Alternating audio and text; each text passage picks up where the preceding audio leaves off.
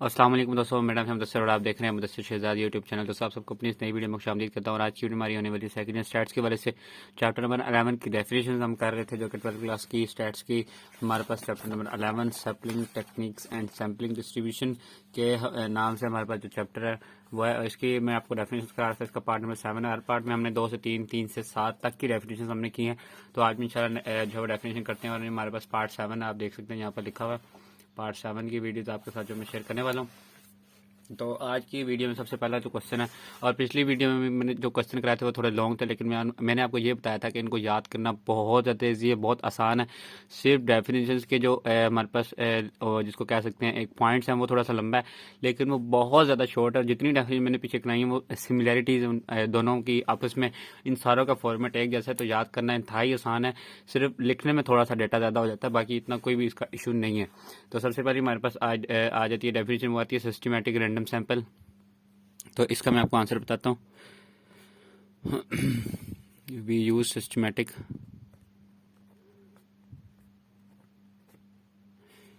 Systematic random sample random sampling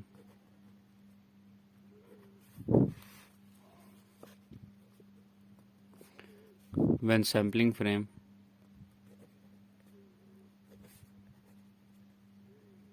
sampling frame is not available। अब ये पिछली कितनी डेफिनेशन जिनमें ये फिक्रा है, लेकिन ये फिक्रा 2 लाइंस का है। अब ये हिसाब लगा सकते हैं ऐसे कि है बहुत ज़्यादा इजी, लेकिन थोड़ा सा लेंथी हो जाता है, ठीक है। इन दिस सैम्पलिंग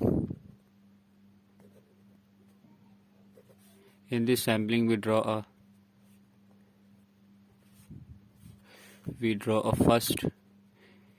ये फिक्रा भी पहले आ चुका है, जो कि हमने पीछे डेफिनेशंस की है, ठीक है। First unit at a random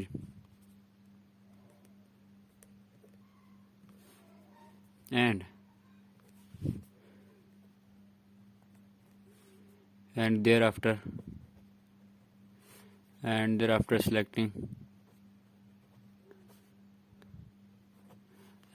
selecting every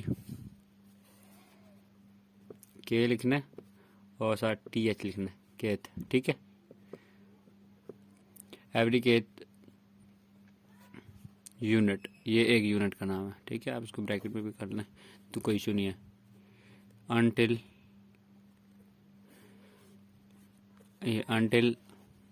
we get our required sample।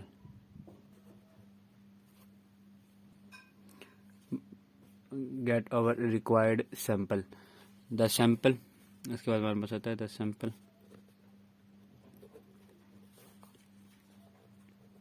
selected by this method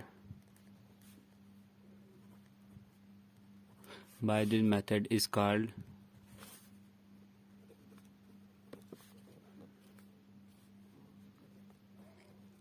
systematic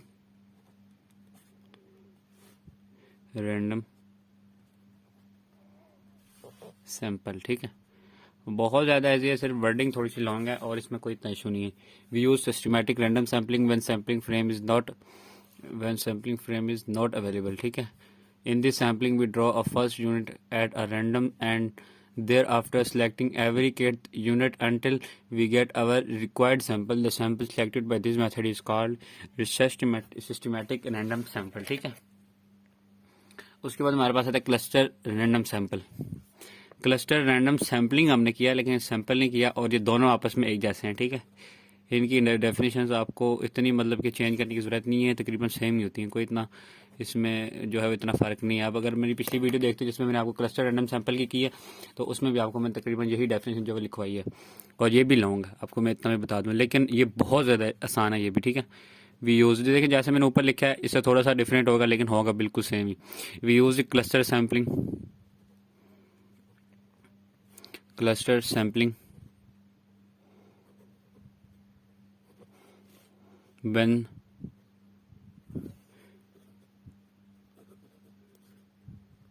sampling frame is not available. ठीक है, when sampling frame is not available. उसके बाद हमारे पास आता है in this sampling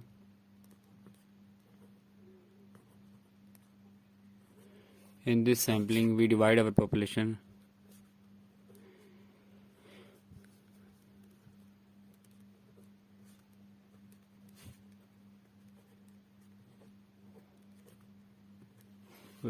population into a smaller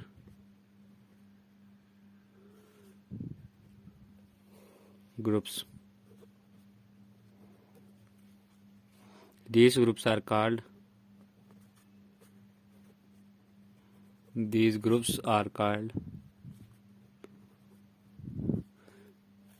cluster. ठीक है, ये हमने पहले भी किया हुआ है. आप मेरी पिछली वीडियो को ज़रूर फॉलो करें. अगर आप मतलब कि पार्ट 1 से 7 तक रेगुलर देखते हैं, ऐसे नेक्स्ट टाइम देखते आते हैं, तो आपको बहुत ज़्यादा इजी होगी. ठीक है, इजी होगा कि इनको समझना. These groups are called cluster. ठीक है, clusters, these clusters are heterogeneous. These clusters are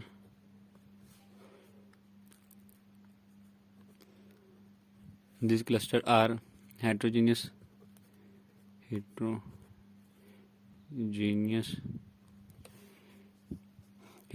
within and homogeneous between. ठीक है, इसमें सिर्फ लिखाई ज़्यादा है और इसमें कुछ भी नहीं है बिटवीन. अगर आप इतना लिखेंगे ना तो 100% आपको 2 से 3 मार्क्स, जितने मार्क्स क्वेश्चन आते हैं आपको मिलेंगे. ठीक है, we select some cluster,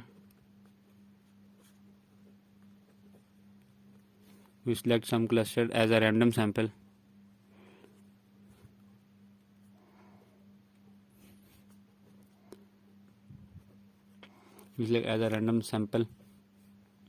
And this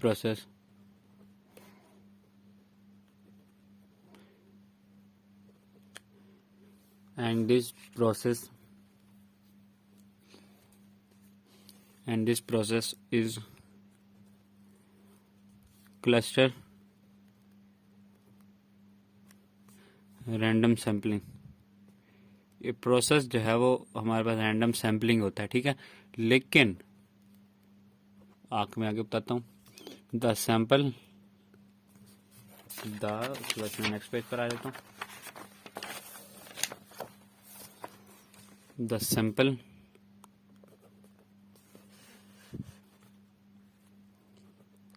selected by this method is called cluster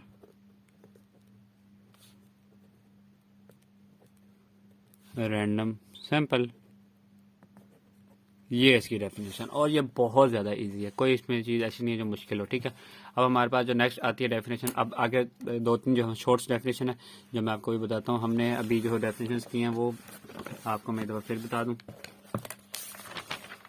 हमने किया है definition systematic random sample number 1, और नंबर 2 की हमारे पास cluster random sample.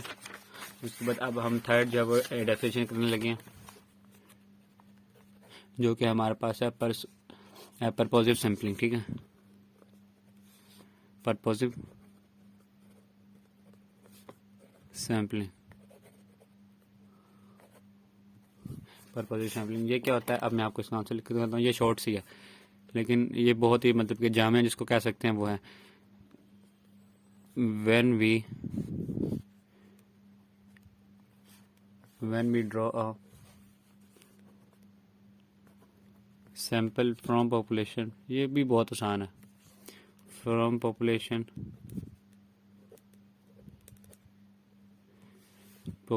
to meet some purpose,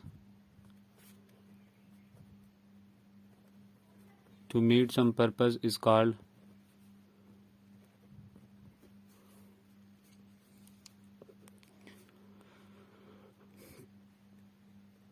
परपोजिव sampling.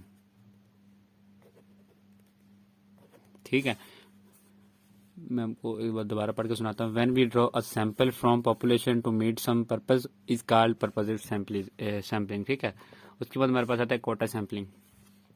Number 4 definition हमारे पास है QUOTA, कोटा सैम्पलिंग। ठीक है, हमारे पास आता है कोटा सैम्पलिंग। उसके बाद इसका हमारे पास आंसर जो है वो है when we draw a sample from population. आप देखेंगे, गौर करेंगे कि इन सारी डेफिनेशन जो मैं लिखा रहा हूँ इनका तकरीबन पैटर्न एक दूसरे से मैच करता है, और ये एक अगर याद होगी तो दूसरी को पढ़ के याद करना बहुत ज़्यादा इजी है, देखकर याद आराम से हो जाती है। When we draw a sample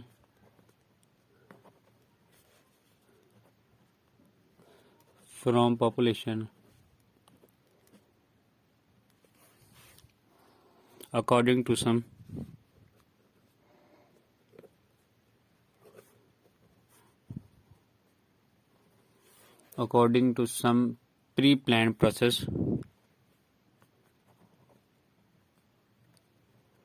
pre-planned process is called quota sampling.